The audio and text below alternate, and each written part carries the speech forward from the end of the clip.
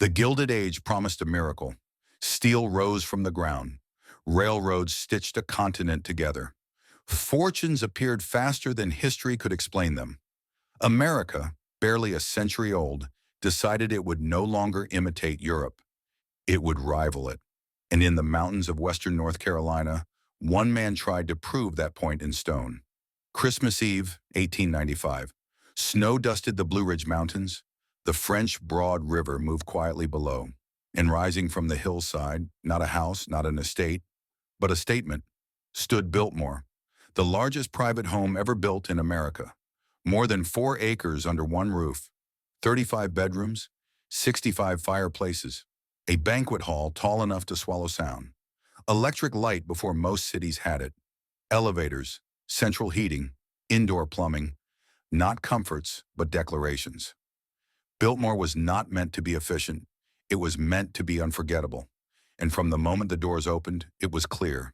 This dream would demand a price. Part 1. George Vanderbilt's Gamble. George Washington. Vanderbilt II was not supposed to build Biltmore. He was the youngest of the Vanderbilt heirs. Not a railroad baron like Cornelius. Not a financier like William. George was quiet, scholarly. He loved books, languages, philosophy. But he also had something few men in America possessed: unlimited resources and time to dream. In the 1880s, exhausted by New York society and fragile in health, George began retreating to the mountains near Asheville. The air was clean. The views were endless. The land felt untouched. At first, he imagined a modest country retreat. Then the idea grew. If Europe had castles, why shouldn't America? He bought land aggressively, tens of thousands of acres, entire mountainsides, forests, farms, rivers. And then he called the best. Architect Richard Morris Hunt, trained at the École des Beaux-Arts in Paris.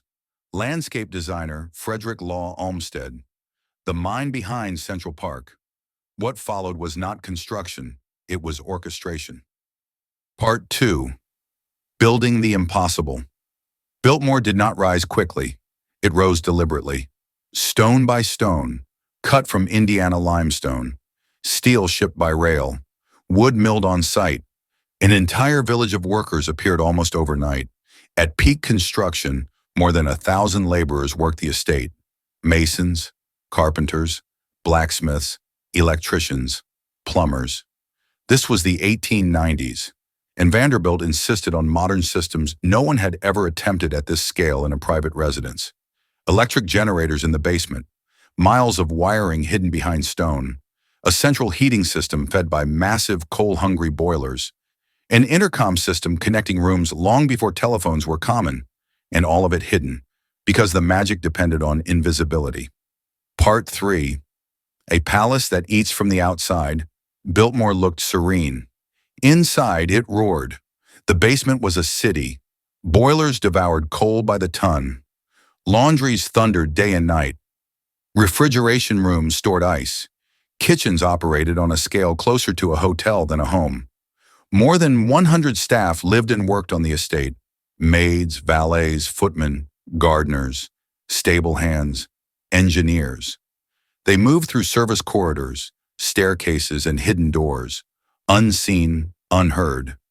The illusion was everything. Guests were meant to feel as if the house breathed effortlessly. It never did. Part 4. The house opens.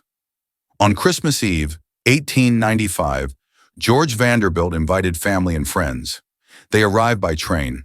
They entered through a grand stone arch. They stepped into a world designed to overwhelm. The banquet hall soared 7 stories high. The library held more than 10,000 volumes, including first editions and illuminated manuscripts. The winter garden bloomed under glass, even in snow.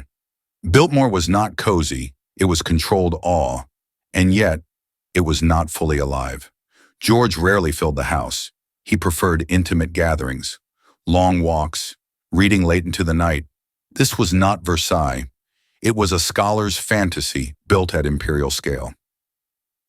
Part 5. The cost becomes real. The Gilded Age did not last. In 1913, the United States introduced a federal income tax. For the Vanderbilts, whose wealth had once been untouchable, the arithmetic changed overnight. Then in 1914, George Vanderbilt died, suddenly at just 51. The dream passed to his widow Edith, and she saw the truth immediately. Biltmore was bleeding money. The staff alone was unsustainable. The land required constant management. The house, magnificent, immovable, could not adapt. Edith faced a decision few heirs dared to make. She chose survival over pride. Part 6. Sacrificing the mountains. Edith Vanderbilt did something radical. She began selling the land, not the house, the mountains. More than 80,000 acres were sold to the federal government. The forest George had carefully managed became protected. That land would become Pisgah National Forest, one of the first planned forestry projects in America. It saved the HOA,